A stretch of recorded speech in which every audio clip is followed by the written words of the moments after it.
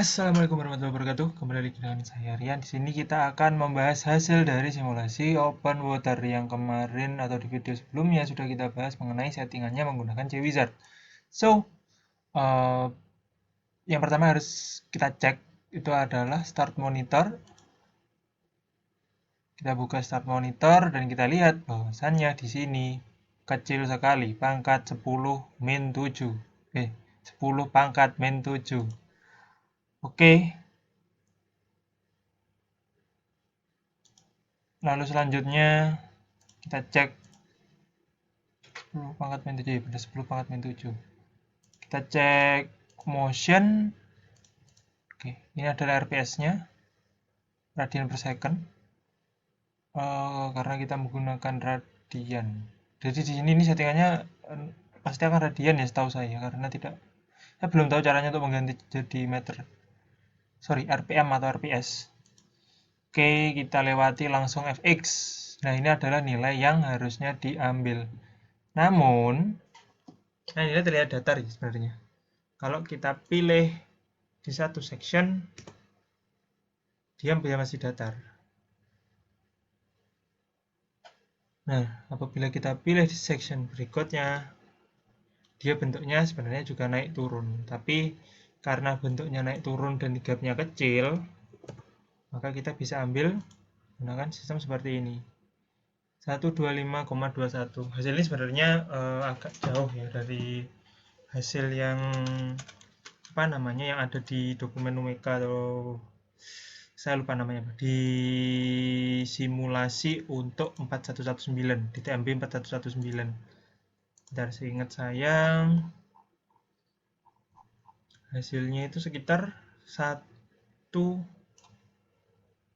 hasilnya sekitar 12,7. Bentar, ya kalau di Numeka dia hasilnya adalah sekitar 127, ini 0 atau 0,1 kalau dibulatkan 0,9. Dan di sini kita hasilkan 125. Mengapa? Karena kita menggunakan settingan meshing yang berbeda. Namun dengan settingan meshing yang seperti ini, hasilnya jadi seperti ini. Dan mungkin kalau dihitung secara ini ya, karena kita menggunakan settingan udara, mohon maaf, densitas yang berbeda atau suhu yang berbeda, sehingga hasilnya jadi berbeda. Ini adalah untuk thrust-nya. Lalu untuk torsinya kita menggunakan MX. Ini adalah nilai torsinya. Jadi ini kita rata-rata juga 7, sekian. Kalau di sini juga sama 7, sekian. Oke. Jadi sebenarnya hasilnya juga 11-12 hampir mirip ya kan. Sama di Numeka. Silahkan kalian cek di dokumennya Numeka. Oke. Ini adalah hasilnya. Lalu kita lanjut ke CFView. CFView ini dicentang semua. Karena untuk menghasilkan putaran pada airnya. Tunggu sebentar. Oke, dan keluar hasilnya seperti ini. Masih loading. Ya, hasilnya keluar seperti ini. Kita perbesar dulu. Lalu kita Shift F atau F besar. Maka kita bisa merender hasilnya.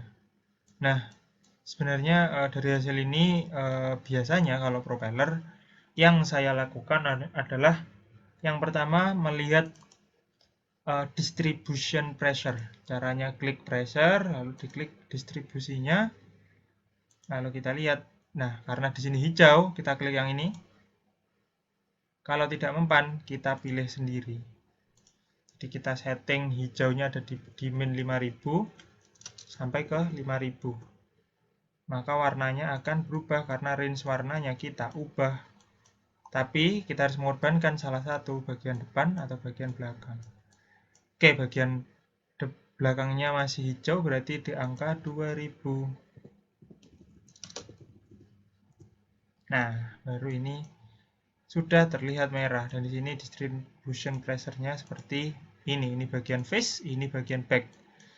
Terlihat. Nah, ini bagian back, artinya dia memberi tekanan ke arah, bentar, saya kasih arahnya dulu.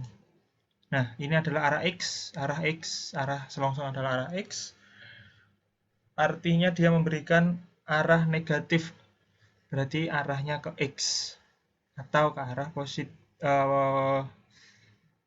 X, atau kalau sebaliknya ini yang positif, arahnya tetap ke X.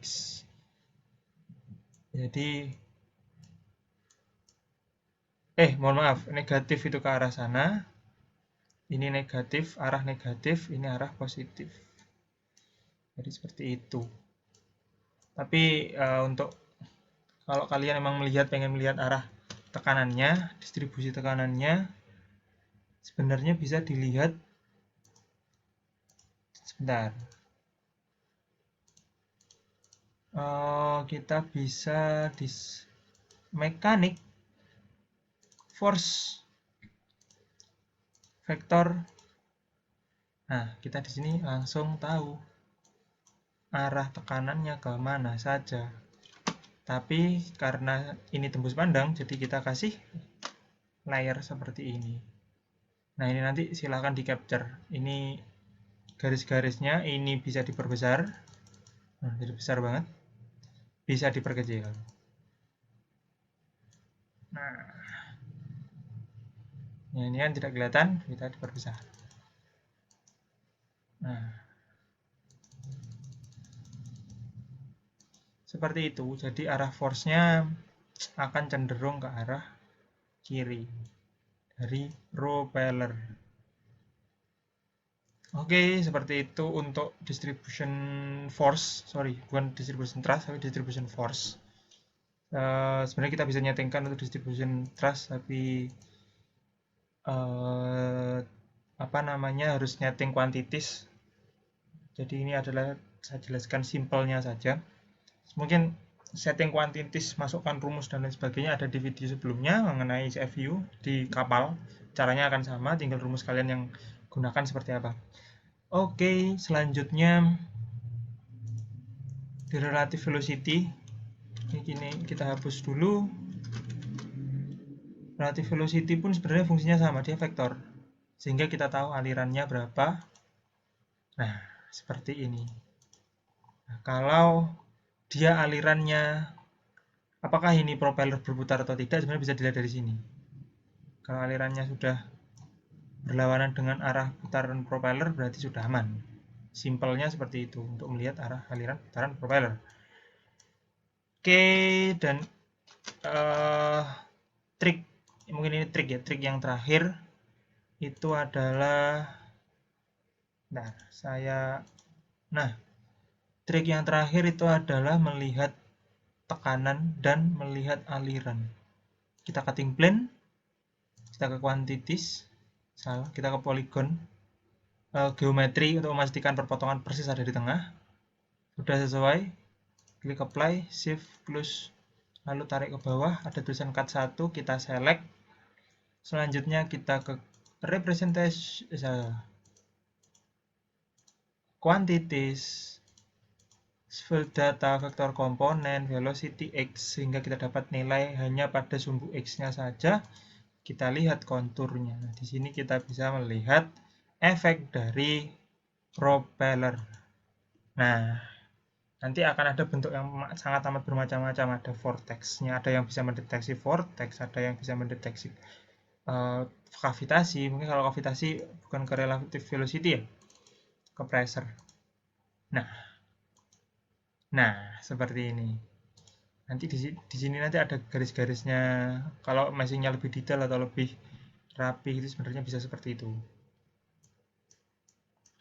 Nah, ini adalah salah satu contoh mempresentasikan aliran yang ada di propeller ketika open water test. Dan ini tanpa makros ya. Makros ini soalnya kebanyakan untuk kapal. Oke. Sekian penjelasan saya mengenai hasil dari CFU open water test dan juga monitor.